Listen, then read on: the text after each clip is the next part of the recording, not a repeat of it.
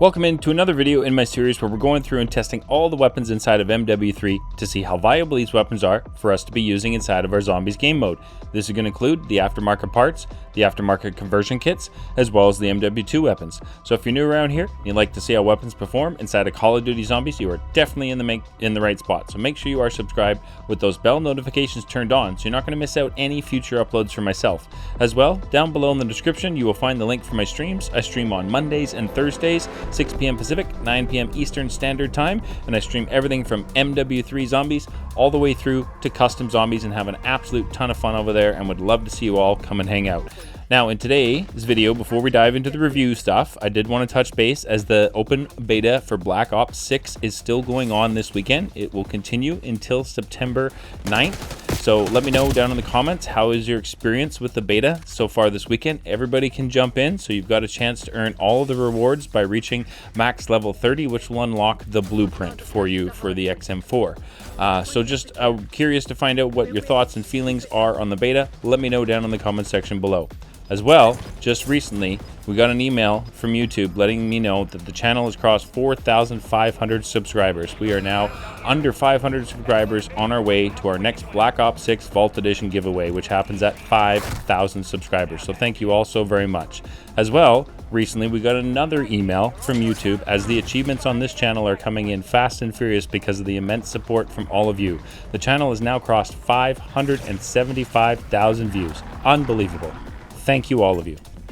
Now, before we continue, I want to mention the criteria for the next giveaway of Black Ops 6, a Vault Edition on any platform of your choice. You need to be subscribed, you need to be liking and commenting on the videos for your best chance to get in for the win. Now, in today's video, we're going to be having a look at a pistol that I really do enjoy from MW2. But before we dive into that, if you're looking for players to get into games for MW3, the Zhordecommunity Discord link is down below in the description, where we are building a community of players who are willing to help out other players. It has been awesome to see. So in today's video, we're going to be having a look at the X13 pistol from MW2. We're going to be taking that through all three tiers, taking on bounty contracts all the way through.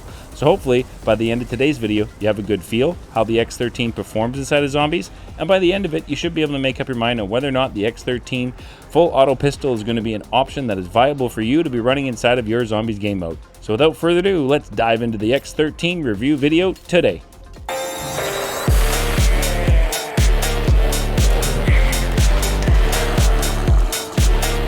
Welcome into today's video. Thank you so very much for tuning in. I truly do appreciate that. Now in today's video, we're going to take a look at a pistol that I covered a while back, and when I did, it was absolutely amazing inside of the Dark Aether. So I was super excited to see how this pistol is performing currently, and the pistol I'm talking about is the X13 full auto pistol from MW2. So we're going to be having a look at this one today. We've got a pretty funky looking camo on there that I'm going to be looking to keep on the weapon for this run. So if you're new to the channel around here, when I do my weapon testing, I spawn in and put all of my perks on with absolutely no additions to the weapon to make it any stronger at all. I do play on mouse and keyboard, and I like Deadshot Daiquiri because it brings in the extra critical damage. So that's about the only addition I spawn in with. And then we go and pick up our first bounty contract of the day inside of Tier 1.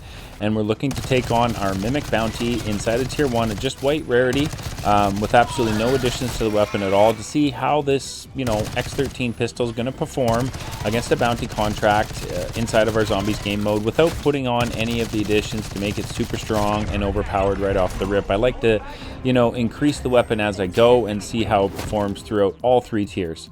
So the next thing to do was to head off to Pack-a-Punch Machine and look to keep the camo on our weapon. So if you're new to MW3 Zombies and you want to keep your camo, before you use a Pack-a-Punch crystal or the Pack-a-Punch machine, melee the machine, make sure that center circle thing turns green, and then you can use the machine or your Pack-a-Punch crystals and you will keep your camo on your weapon for the rest of the run. So now that we have increased the damage output once on the X13, Pistol, it was time to go and pick up another bounty contract inside of Tier 1. We got our second Mimic of the day, and I was like thoroughly impressed to see that this is still going to be super strong. I mean, we just visited Pack-a-Punch. That's it. White rarity, nothing else on the weapon at all. No tools, no ammo mods, and that bounty contract inside of Tier 1, just being Pack-a-Punched at white rarity, was extremely easy work. So it was time for some fun to throw on Legendary and Shatter Blast, Pack 1, and pick up our final bounty contract inside of Tier 1. Now, at this location I stopped, if you're using an ATV and you go from that street sign to this street sign here in a straight line, this is how you unlock a free perk. And the free perk that you get for doing this route is going to be Quick Revive. Now, you can do this with an ATV. I have tried with multiple other vehicles and I have yet to have anything work. I don't know if the Blood Burner works. It hasn't worked for me, so let me know in the comments below if you've tried to get Quick Revive for free using that route and you've tried a different vehicle other than an ATV. So this is our final bounty contract inside of Tier 1, our third Mimic, and it was just easy claps, easy claps. I mean, Pack 1, Legendary with an ammo mod inside of Tier 1, you are incredibly overpowered, and those bounty contracts are an absolute boatload of fun to just completely delete. So seeing how, you know, this handgun is performed across all of our bounty contracts inside of Tier 1, I wanted to dive into Tier 2 and grab a bounty contract without increasing any of the damage output on this pistol and see how it performs against our bounty contract now that they have, you know, a bunch more health being a Tier 2 bounty contract versus the Tier 1 bounty contracts we just dealt with. And I was thoroughly impressed. Pack 1 Legendary inside of Tier 2 and that Mangler bounty did not stand much of a chance. Now, in the previous video, I showed you the tunnel Tier 2 reward triangles that you can activate at D2. If you come to this location on your map inside of Tier 2, you'll be able to activate these ruins. They're all underneath the water. You don't have to melee them, you can shoot them. So just so you know, you activate the 3 of them underwater, and then when you activate your final one, you come over here, and this is where you're going to want to swim to in order to activate the triangle. And this triangle here is going to spawn in an absolute boatload of mimics in the area. Don't do what I do, which is leave and go too far away from the area, as it will time out your reward triangle, which is what happened to me. So another team that was in the area managed to get that triangle going and pick up the reward, so that was awesome for them. I just kind of wanted to show you guys how to get that one activated so that you can go ahead and collect the rewards from that one. It's nice that they added these ones into Tier 2 so that there's not such a crazy rush and it's not so challenging for some players to get into Tier 3, you know, instantly to get to those triangles. So that is awesome. And here we are picking up our second bounty contract inside of Tier 2. Now we are Pack-a-Punch Tier 2. I did put on my PAP2 crystal, so that bounty contract was immensely easy work. It really felt similar to our final bounty contract today inside of Tier 1, being Pack 2 inside of Tier 2, which was awesome, awesome. Really good to see. I mean, you can see how well it handles the zombies inside of Tier 2. Literally no issue at all. So seeing how it had performed across Tier 1, across Tier 2, handling all the bounty contracts that we had thrown at this pistol, I wanted to dive into Tier 3 and see just what this pistol is capable of doing inside of Tier 3.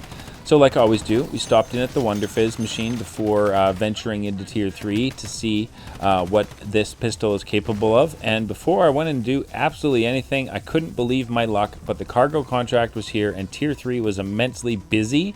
So I just wanted to dive in right away and make sure I grabbed this cargo contract so I could get this, as it's not very often when Tier 3 is busy that I get to do the cargo contract. So I definitely want to take advantage of it. Also, it is one of the easiest contracts to complete inside of Tier 3, so, you know, getting easy loot or loot inside of Tier 3 is something that's definitely not a bad thing. So I was happy to go ahead and grab this cargo contract and run this one through. Before I took this handgun into Tier 3 and showed us crowd control at Pack-a-Punch 2, crowd control at Pack-a-Punch 3. So just about to finish off this cargo contract right here inside of Tier 3. And this is the fastest route to do the cargo contract, by the way, if you guys are wondering. This is definitely the quickest way to get that done. Check the reward rift, absolutely nothing we needed. So time to show you crowd control now at Pack-a-Punch 2 legendary with an ammo mod inside of tier 3, and we got a whole bunch of zombies together. There was a mimic HVT in the area. We've got the dogs coming at us. There's a mangler to our left randomly firing his cannon off, which is causing me to lose plates.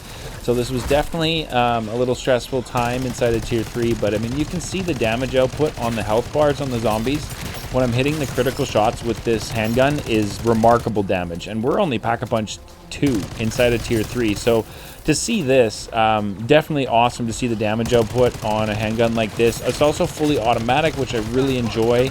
I prefer fully automatic weapons myself. So let me know if you guys prefer single fire, burst fire, or fully automatic weapons down below in the comments. Now, the crowd control at Pack 2 with this pistol is a viable option. You're not able to stand and just kind of push forward through the crowd control, but you can pretty much stand still and drop the crowd at the end of your barrel. Now, with the build I have for you today, that'll be at the end of the video. We've got the build, the camo, and the blueprint covered, so if you guys are wondering, stick through for that. You do have 50 rounds unpack-a-punched and 100 rounds in your magazine pack-a-punched. So, you know, there's definitely a ton of ammo with this in your magazine. You're not going to have an issue with that. And then when we finished off that mangler and our, you know, crowd control at pack level 2 inside of tier 3, we had a player go down nearby. So I made a beeline straight for that player and make sure we get them back up and into the fight. And that's exactly what we did. I wanted to make sure they were at least moving after I got them up. So the last thing to do was to throw on my Pack-a-Punch 3 crystal, take this pistol to max damage output, and see how it handles, you know, the tier 3 crowd control. Now, I was trying to get a big horde together, but I'm not sure if there was other players in the area throwing decoys or monkeys, or the zombies were just bugging out, but they kept grouping up and then disappearing and running off in a different direction than towards me. It was the strangest thing, but I did want to show you just how well this handles tier 3 zombies, and you can see just how fast the health bars are disappearing on these zombies. It's absolutely amazing. Truly awesome to see. Insta-kill obviously makes easy work of the zombies. And then as I was trying to finish up the last little bit of that horde there, another player had pleaded for help nearby, so we went over right to the player to help them out and made sure I got some plates along the way, so I'm able to get them up without myself going down. But I noticed there was somebody there already helping them. Absolutely amazing to see. So I wanted to go off and grab a bounty contract now in tier 3. We are max damage output on this X13 pistol from MW2, so I wanted to see how it handles you know, a bounty contract, and we got a Mega Abomination inside of tier 3 for our bounty contract, which was awesome to see. And you can see just how fast we were able to take off the first head off this bounty contract inside of tier 3 with this pistol. The damage output on this is absolutely amazing. With 100 rounds in the magazine, if you are getting your Mega Abomination bounty contract right when he fires up his laser attack, you should be able to crack one head in a full magazine with this pistol, which is absolutely awesome to see. So that's definitely some amazing damage output from this X13 full auto pistol. I mean, you can see we're finishing off our Mega Abomination bounty contract right here, just kind of jumping up and above and getting above our bounty and below our bounty in an effort to try and produce his laser attack so that we can, you know, finish off the bounty contract, getting those critical shots in. There was just an endless amount of zombies in the area here today. I couldn't believe it. I was trying so hard to clear out the riffraff so that I could focus in fire on the Mega Abomination, but it was just endless. We had the Disciple come in the area, start beefing up the zombies. It was all kinds of fun, Took some more critical shots there into our Mega Abomination, kind of got him stuck down below me, fired up his laser attack right here. I took it down being just way too aggressive and not paying attention to my plates. Let me know if that's something you've done. I feel like we've all done that at some point in our games, not been paying attention to health or plates, and end up taking the silly down. But you can see the health bar on the Mega Abomination bounty contract is almost done at this point. So the damage output of this pistol is phenomenal, absolutely phenomenal. Definitely felt like it handles everything inside of tier 3, all situations perfectly fine. We're able to finish off that bounty contract right there. We got a Wonder Waff and a Pack 1 crystal, which I did not want. So at this point, I kind of wanted to grab another bounty contract and show you again in some more situations how viable this X13 pistol is to be using inside of our games. Again, the goal of the review videos on this channel is to kind of leave no questions unanswered by the end of the video on whether or not the weapon I'm reviewing is going to be a viable option for you. You know, for me, I have my certain type of weapons and certain weapons that I enjoy using. So when I'm doing weapon reviews, it's to showcase the weapon. So the reason I run one weapon and no secondary when I'm doing weapon reviews is I don't want to be tempted to use a secondary weapon when I'm here to show you how, you know, this pistol or an assault rifle or an SMG or what have you performs inside of the game, which is why the videos are constructed the way they are, and why usually when I'm playing for the weapon review videos, I play solo. Again, I want to show you guys the weapon's performance. So that is part of the reasoning why I've seen some comments asking, you know, you could run a secondary weapon would be better. If you run this, it would be better. Just wanted to let you all know that that is kind of the reasoning behind it. But I mean, here we are. We took out a huge crowd control on top of that gas station. No issue at all. Taking on our Mangler bounty contract here inside of tier 3, and you can see the damage that we are doing to this Mangler with the critical shots with this pistol is remarkable. Literally no stress at all being able to take on this bounty contract with this pistol. It's definitely something I enjoy. You're going to have very decent movement with the pistol. It's a pistol, so you're definitely not going to be slowed down. We've got 2 epic tools from that Mangler bounty contract, which wasn't bad. So overall, you know, I was really enjoying using this pistol in this run today. It's definitely one I like to run. Unfortunately, I was unable to pick up a sigil in this run in tier 3, so I wasn't able to show this inside of the Dark Aether today, but it definitely hits really hard in there and something that is going to be a viable option to run inside of the Dark Aether. So my thoughts and feelings on the X13 handgun from MW2 as a viable option inside of MW3 Zombies: 100%. It hits really hard, holds a ton of ammo. The reserve is a little bit low, I will mention that, but this is the build that I ran for today's video. So if you guys wanted to make any changes to it, you can of course change one of the attachments to put akimbo on the rear grip, so you can run 2 of them. I personally would rather run just one, not akimbo. And then this is the camo that I was running on the weapon today, is under psychedelics, and it is called I Love You, which is very appropriate for the amazing support on the channel recently.